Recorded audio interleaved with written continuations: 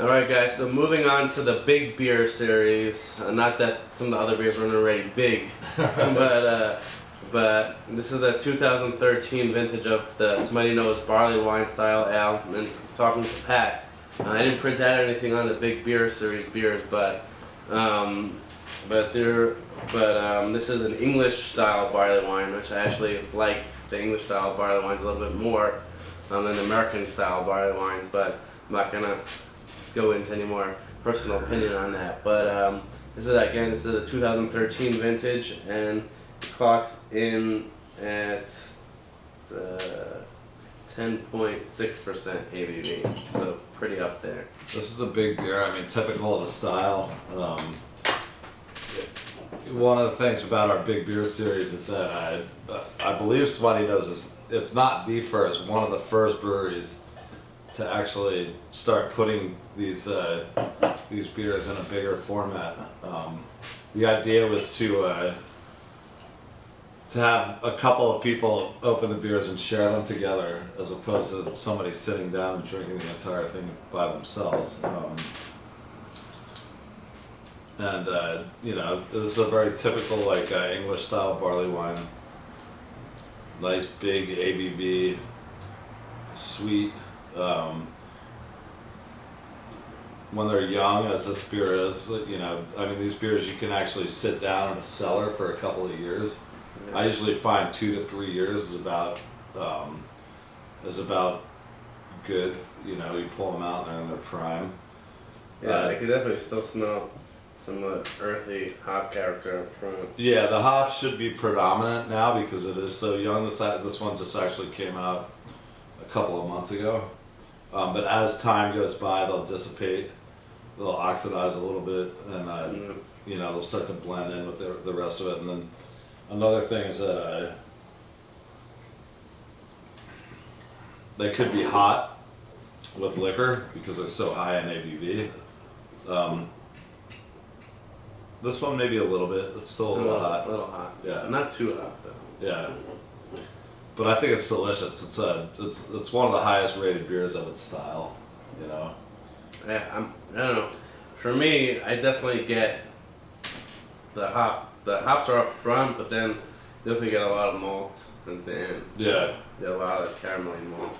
Yeah, this beer, you know, I mean, again, this is something that the beers that I brought for you today, I pulled all of them out of my cellar, and I have a pretty extensive cellar. In fact, it has probably a couple hundred cases of beer. We'll definitely have to do another episode featuring Pat with that adventure into his cellar. That would be epic. The epic. Yeah. You know. I can definitely, with the hop flavor, like the floral and citrusy hops in this, definitely see if there is enough like malt, of a good malt backbone that it would age like amazing. Yeah, I mean, you know, when I was running, you know, we make a beer that's another one of the big beer series called the Wheat Wine. Right. And I had a barrel that was the original batch, so that had to be brewed in 2005, and it was about 5 years old when we cracked it open, and it was amazing. It was in my opinion, it was the best aged beer I've ever had, outside of those really high alcohol Dogfish Head beers, like 120 IPA or Worldwide Stout. Right. I mean, for me, a lot of those really big ones have been hit and miss. Like last year, like I think New Year's 2013, we opened a old school barley wine, and it was like 2 years old, and it had a lot of fusel alcohol notes. So I feel that like Dogfish Head isn't as good as maybe like Avery is at brewing like those super high octane, like 18% beers, but with barley wines, since we're drinking one, you know, certain ones I know, like, you know, Sierra Nevada Bigfoot, you know, that have this hop character like this one has, where it has like, to me it has like a very English malt profile with the American hops going over it. I just feel like overall it's gonna, as it ages, everything would like kind of blend together. Yeah. I mean, we did a event at the Gate when I was still working there with Dogfish Head, and New York Magazine. They do a big festival in the city every year where they have all sorts of different things going on.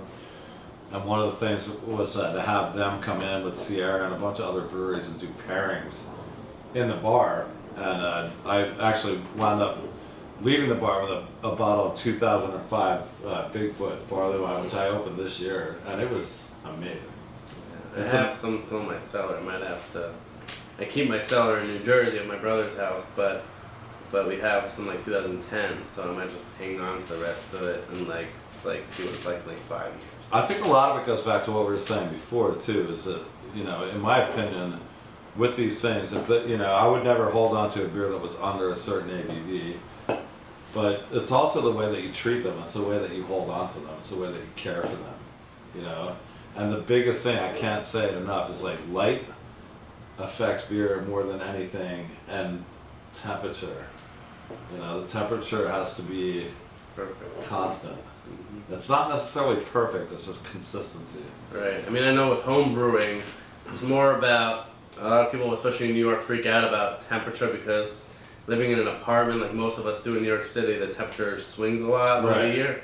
So like with home brewing, it's not much about what temperature it actually is, it's the swings. Yeah. So like beer yeast and beer in general doesn't like going from one extreme to the other. So the cellaring beer, exactly, you have to find a place to cellar your beer that's consistent in temperature so that the beer can age at a consistent rate, because if it gets too hot, the beer like freaks out and ages too quickly, it creates off flavors. But if you age it at the right temperature, then it ages well. I'm very fortunate because my place in Brooklyn has, where I store my beer is subterranean, so it's very constant temperature. And I bet this would go well with this. Right, so let's try it. And I think if we had a nice blue cheese, Yeah. that would be absolutely perfect.